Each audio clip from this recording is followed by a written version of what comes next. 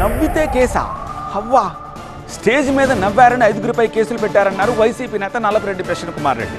నవ్వితే కేసులు పెట్టడం హాస్యాస్పదం అంటున్నారు ఆయన. మరోవైపు ప్రశాంతి రెడ్డిపై అనుచిత వ్యాఖ్యల కేసులో పోలీసుల విచారణకు ఇవాళ హాజరయ్యారు ప్రసన్న కుమార్ రెడ్డి. పోలీసులు అడిగిన ప్రశ్నలన్నింటికీ లిఖితపూర్వక సమాధానం ఇచ్చామన్నారు ఆయన. నవ్వితే కేసా అని చెప్పి క్వశ్చన్ చేస్తున్నారు. టీడీపీ ఎమ్మెల్యే వేమిరెడ్డి ప్రశాంత్ రెడ్డిపై అనుచిత వ్యాఖ్యల కేసులో నెల్లూరు రూరల్ డీఎస్పీ ఆఫీసులో విచారణకు హాజరయ్యారు వైసీపీ నేత ప్రసన్న కుమార్ రెడ్డి. 3 గంటల పాటు పోలీసులు అడిగిన ప్రశ్నలకు సమాధానం చెప్పారన్నారు ప్రసన్న కుమార్ రెడ్డి.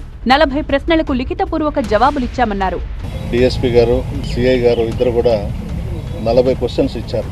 ఆ 40 క్వశ్చన్స్కి రిటర్న్గా ఆన్సర్ ఇచ్చాం.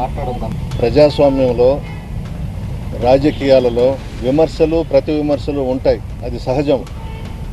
కానీ వీటి మీద కేసులు పెట్టుకుంటూ పోతే కోర్టు హాలులు పట్టవు, జైళ్లు పట్టవు. స్టేజ్పై కూర్చున్న వారు నవ్వితే కూడా కేసులు పెట్టారన్నారు నల్లపురెడ్డి. 5గురు డయాస్ మీద ఉండి నవ్వినారనో చప్పట్లు కొట్టారనో పెట్టినట్టున్నారు. ఇది హాస్యాస్పదం. ఈ విధంగా ఈరోజు 5గురిని పెట్టడం కూడా 5గురు వస్తారు, వాళ్ళు చెప్పాల్సింది చెప్తారు. అనవసరం ఇటువంటివన్నీ.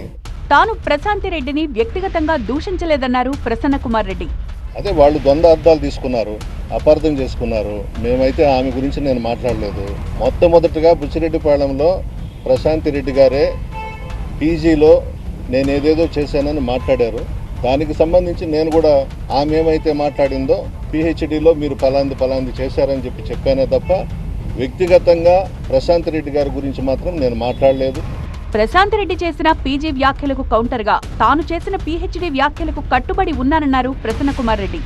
అదే మాటకు కట్టుబడి ఉన్నాను అనంటే ఆమె పీజీలో నేను ఏదేదో చేశానని చెప్పింది. ఆ డయాస్ మీద పీహెచ్డీలో మీరు పలాంది చేశారని చెప్పినారు, దానికి కట్టుబడి ఉన్నాను. రెడ్ బుక్ రాజ్యాంగంతో వైసీపీ నేతలను వేధించడం సరికాదన్నారు వైసీపీ నేత. రెడ్ బుక్ రాజ్యాంగాన్ని తీసుకొచ్చి మేము అందరి మీద కేసులు పెడతాం, అందరినీ జైళ్లలో పెట్టిస్తామని అనేది మంచి సాంప్రదాయం కాదు. రేపు అనేది ఒకటి ఉంటుంది కదా, ఎల్లకాలం వీళ్ళు అధికారంలో ఉండరు. రేపు మళ్ళీ మేము వస్తాము. మాకు రెడ్ బుక్ రాజ్యాంగం అవసరంలా.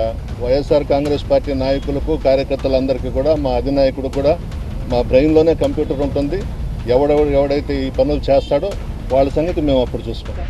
మరోవైపు ప్రశాంతి రెడ్డిపై అనుచిత వ్యాఖ్యలు చేసిన ప్రసన్న కుమార్ రెడ్డిపై చర్యలు తీసుకోవాలని కోరుతున్నారు టీడీపీ నేతలు.